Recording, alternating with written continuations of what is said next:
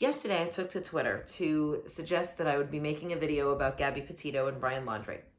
Now, normally people don't really communicate with me on Twitter, so I was incredibly shocked when I opened the app some hours later to see that I'd gotten many replies.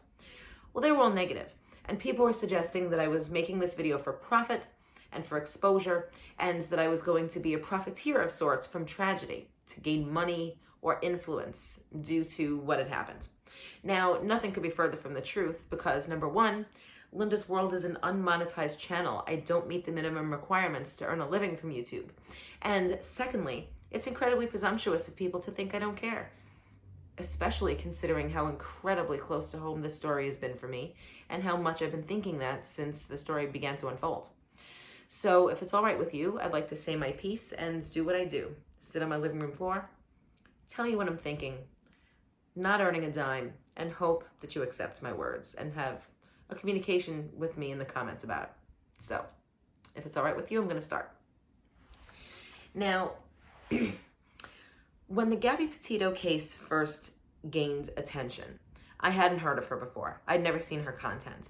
And I was on the phone with my best friend and she asked me if I knew who she was because she'd seen the story on Google or whatever. And I said, no, I mean, I know Gabby DiMartino, I know Gabby Hanna, and she's like, no, it's another person. I said, okay, well, what happened? And she suggested that the girl was missing and she'd been traveling across America or whatever with her boyfriend or her fiance. And I immediately, without hesitation, said, oh, he did it. And we offered other alternatives on the phone for a second. She's like, well, what if they met with an unfortunate fate in the wilderness? Like, what if there had been an avalanche or something like that? And they were both dead and missing. At this point, Brian hadn't gone to Florida yet. He hadn't returned home. So I just said to my friend, hey, name me a time in recent history when a woman has been in peril or missing, and it was not the fault of the boyfriend, the fiance, or the husband. And well, she had nothing further. And I said, well, I rest my case. Now, the things I'm about to say are going to probably come off as bitter and man-hating, and I could totally understand why you as a viewer would see a 44-year-old woman with a divorce on her record and a long history of terrible relationships as a person who just wanted to be angry about this and just sort of spew venom about it. And nothing could be further from the truth. I mean, do I have bitterness in my heart for situations? Absolutely. I'm a human being. But this is about mental health, straight up first and foremost, and this is a mental health channel.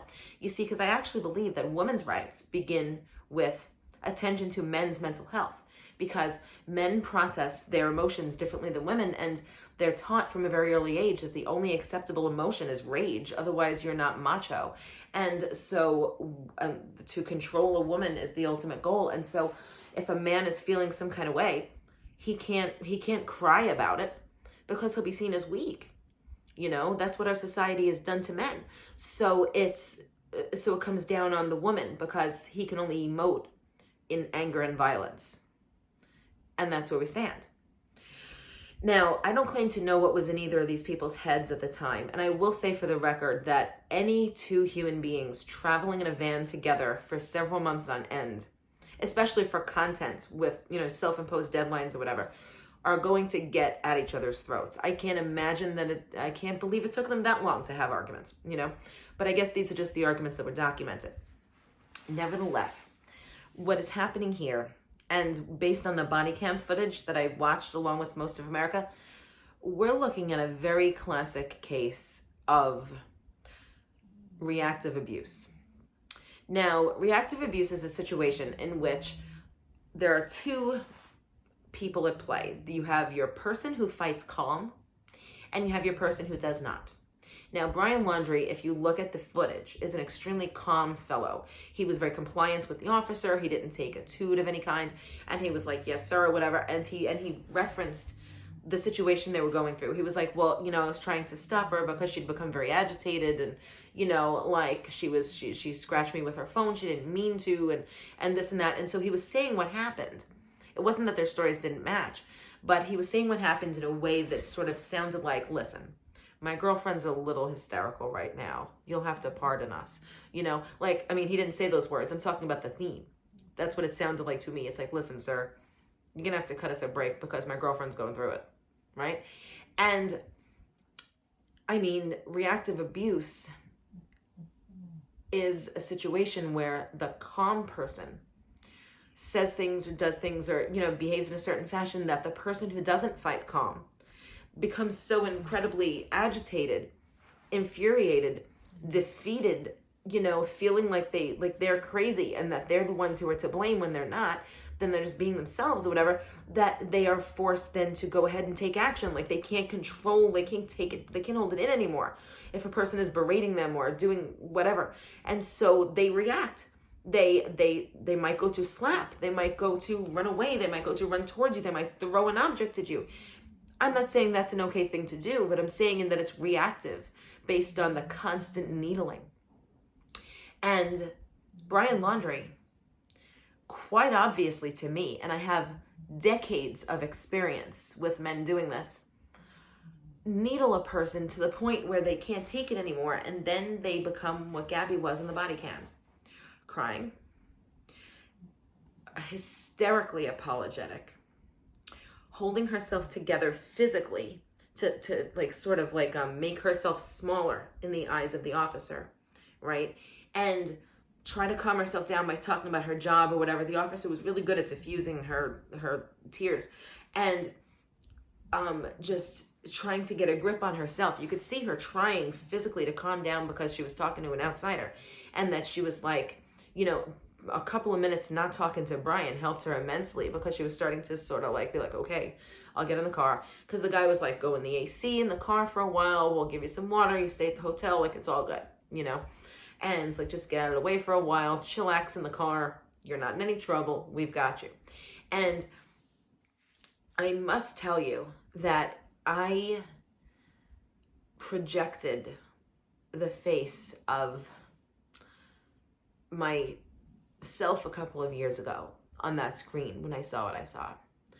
When I saw this small blonde girl trying not to cry anymore and being incredibly afraid of law enforcement and not wanting to out the person for what they'd done because he hadn't really technically done anything so severe that the law could be involved. So, or at least the way she thought it. So she didn't want to get him in trouble, because if she got him in trouble, then the system is disbanded. And then what's she going to do? Right? So she kept it in, and she tried to control her tears, and she went with the officer. And she didn't say, this person treats me a certain kind of way. This person has been physical with me. She didn't say anything of the kind. Okay. She was just like, okay, maybe we need some distance. And it was reduced from domestic violence to a mental health problem. And that was the end of that. Here's my problem with that. Too many times in our society, in a new era of mental health awareness, for which I'm incredibly grateful, we have a tendency to, still to this day, downplay and not fully understand the ramifications of mental health. In other words, we can accept that a person has depression. We can accept that a person has anxiety. Like, we've come this far. We understand that there's no such thing as crazy, that there are different disorders. You can be bipolar, you can have dissociative identity. There's lots of different disorders that you can have. And we've come this far that we're more understanding about it. But what's unfortunate is that we're so quick to slap a label in the situation with this person's having a mental health issue. And what happens is that negates other situations. So, like, for example, there are people in my life who think that every single thing that I do is because I'm bipolar. Like, I'm not allowed to shout because that's my mania. And if I'm having a bad day and don't want to get out of my bed, it's bipolar depression.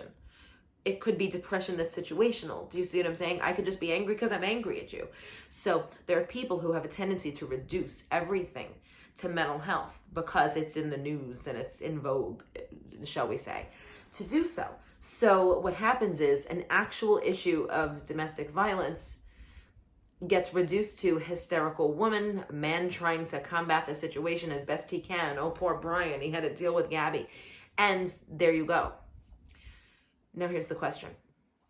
Why is Gabby dead now? She outed him. She shamed him. She clowned him, right? So, like, in the eyes of Brian the abuser, Gabby clowned him in front of the officer, okay? She caused a stink. She made them get stopped.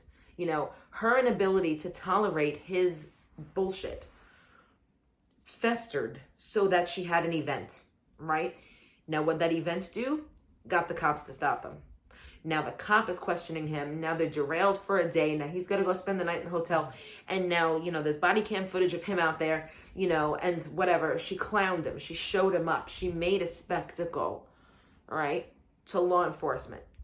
There's an officer somewhere in Wyoming who thinks that he can't control his woman, right? And he can't do that anymore. Gabby's mental health, which was worsened by him, ironically, has become inconvenient for him. I highly recommend that everyone go ahead and watch the Halsey poetry recital where she recites her poem, An Inconvenient Woman, because that's exactly what happens here. Gabby got a little too inconvenient for him, okay? She had a mood. She had feelings. It was her van. She had the channel. She had the Instagram posts. Like she was doing things. She wasn't just a Barbie. She was a person. And she had the audacity to not be able to tolerate his bullshit anymore. And then a third party saw, Mr. Laundrie, you can't control your woman. She had to be disposed of. That's what happens here all too well. And do you know how I know this? Because in 2011, in 2012, and in 2013, and once very briefly in 2016, I went camping. I went camping with my boyfriend, then husband. I'd have to say the 4 camping trips that I went on, I had about 5 minutes of feeling safe collectively across the 4. I've slept in a tent perhaps 11 times. And I have had about 5 minutes of feeling safe in the whole time. And it's because I was married to Brian Laundrie. I was married to a person who found my inability to control my emotions after he'd berated me to be inconvenient. I was married to a person who didn't want to get a third party involved. I was married to a person who was after a certain aesthetic, and when I didn't provide the aesthetic that he wanted, he treated me very much the same as what is now unfolding in the case of Brian Laundrie and his fiance, who's now dead. She lived with him and his parents. She left her home to go to his home. She left her state to go to his state and begin a life with him, devoid of all her people. She was alone out there with his people. It was him. It was the Laundries. It wasn't the Petitos. She didn't have her people. And she absorbed herself into his people. And no one saw him doing anything because he's not a lunatic. He's not a violent, crazy, like asshole with a club or anything. He's a regular guy. He's not out there beating the tar out of people left and right or anything. He's not a crazy serial killer. He's just a regular guy with an isolated case of abusing his woman. And it pains me to even say his woman, but this is what I say that because that's what the vernacular would be. I don't believe that I'm anybody's woman. I'm myself. You know what I'm saying? So basically, what it all boils down to is that this could so have been avoided at so many different other stations, right? Like, for example, if Gabby had had it within her to do what I did eventually, and it took me 7 years to rid herself of the reactive abuse. But I can't hold a 22-year-old girl who was seemingly happy otherwise responsible for not seeing the case as it was and suddenly morphing into a beacon of strength and leaving the situation behind. It's apparent that she loved this man. And it could have been stopped when those officers parted them for the night. It could have stopped if someone had been a better body language reader than the guys I saw online, yesterday after she was already dead. And it could have been stopped by Brian's parents when he returned home without Gabby. And they said, what happened? And he provided whatever answer he provided. And they sent the cops on a wild goose chase through the Florida Everglades, or wherever the fuck he is right now, or says he is, when he's probably got a blonde wig on and a ticket to Mexico and a beard and whatnot. Well, no, he had a beard, so maybe he shaved it. Like, do you know what I'm saying? Like, I can't tell you what I would do in the case of being a parent. Like, I don't have children, so I don't know what it would be if my adult child committed a crime and came to me and said, Mom, Dad, like, this is what I did. Like, I don't know what I would do. I'm not going to speculate on that. That's for the Laundrie family to decide. But I sure as hell know they're guilty of aiding and abetting a felon if they gave him any money, if they bought him a plane ticket, or anything of the kind.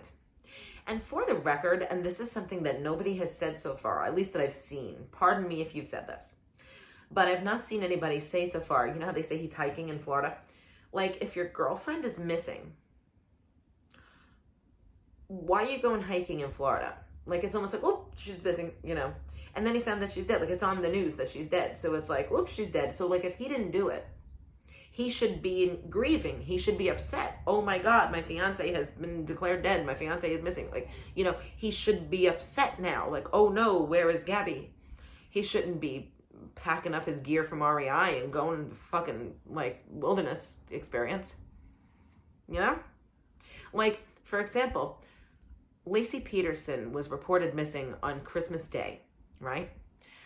On Christmas Day evening, on the evening of December 25th, after having reported his wife missing to his mother-in-law, on Christmas Day, Scott Peterson's cable bill suggests that he ordered pornography. So your pregnant wife is missing on Christmas, and you've decided to order some porn and rub one out. Like, what? Like, you know what I mean? So it's the same thing. It's like, dude, how guilty can you look? And, like, you might as well have a bloody set of footprints leading to the body, you know? And so I say this about Brian Laundrie with no ifs, ands, or buts. There's a 22-year-old girl. She's exactly half my age.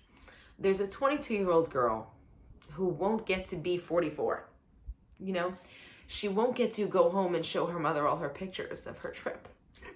She won't be able to be sitting in a bar somewhere with friends when she's like 37 and scrolling through her Instagram and saying, hey, remember when I dated that guy? Oh my God, he was a jerk. I'm so happy I have the husband I have now. You know, like, that's never going to happen for her. And it's his fault. And for the people out there who may see this, who said, oh, you just want to profit from this? First of all, I've indicated that can't physically be true on this channel. You can do your research.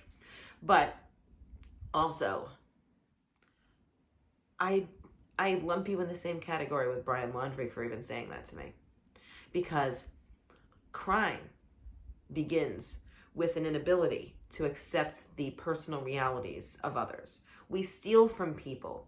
We murder people, we rape people, we scam people, like, you know, we pickpocket people, you know, whatever, we shoot people, we beat up people when we don't accept their realities as human beings. Like we want what we want, you know, like, crime is committed because somebody wants something. I want to kill this man. I want all that money.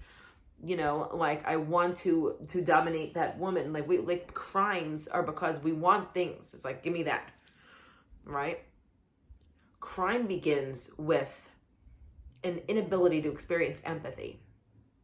And I wonder where Brian Laundrie's empathy was. I wonder where his parents' empathy is. I wonder where all of the horrendous things I'm reading online, I wonder where those people's empathy is. And I wonder where people's empathy is in suggesting that this video is in any way, shape, or form anything other than a small blonde woman, twice the age of another small blonde woman, looking at the unspeakable tragedy and knowing what her mom must be up to right now, and thinking of my mother and what she'd be up to if my instincts in Virginia, Pennsylvania, upstate New York, and all the other places where I've pitched a tent with my own boyfriends and husbands and fiance. I wonder what my mother would be doing if those experiences had ended like Gabby's. And that's why I've nearly cried twice, because I get that. Because I was a hair away from that being me. And I'm not saying that for profit. I'm saying that because I have empathy. And I have nothing further, except that I hope that justice is served. I'll be watching this alongside you. And I hope that for once in America, we do the right thing by women who seem to go missing, because for some man out there, they've become inconvenient. Thank you.